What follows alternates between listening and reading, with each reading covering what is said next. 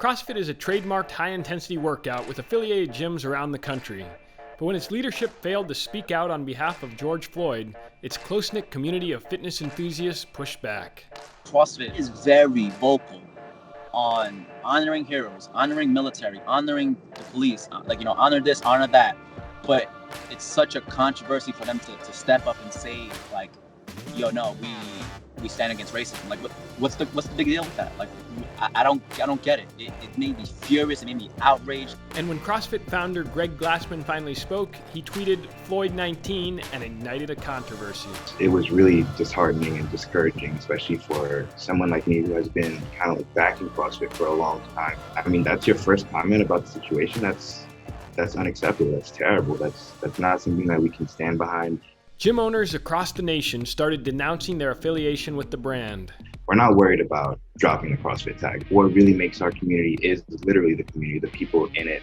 I kind of wanted to set the example that just because it's possible we could take a financial hit, that's not going to stop us from being who we are, the amount of integrity that we have. Athletes like six-time CrossFit Games participant Noah Olson said, "I'm out." I made that statement that I was going to sit out, essentially boycott this year's CrossFit Games, contingent upon there being changes made within the organization that the community as a whole would feel good about and be able to celebrate. And fitness coaches also called for some action to be taken.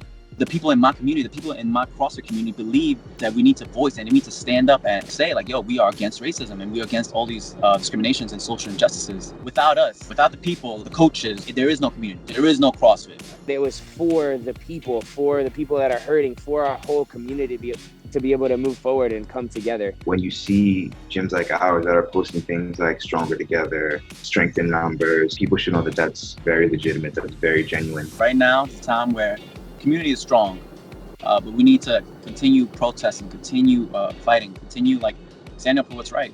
We just want to set the tone, be who you are, talk about what you believe in, and kind of just have the back of the people you care about, For us, we need to come together and decide what change we want to see specifically, what things that we can ask them to do that will make us all feel better moving forward. And for CrossFit, regardless of what we want, they should be having the internal conversation, knowing that their community is hurting, knowing that they're losing gyms and members, and they need to step up and make some drastic change themselves.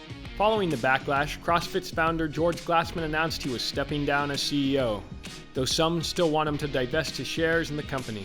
Many local gyms now look forward to building a new positive message on their own.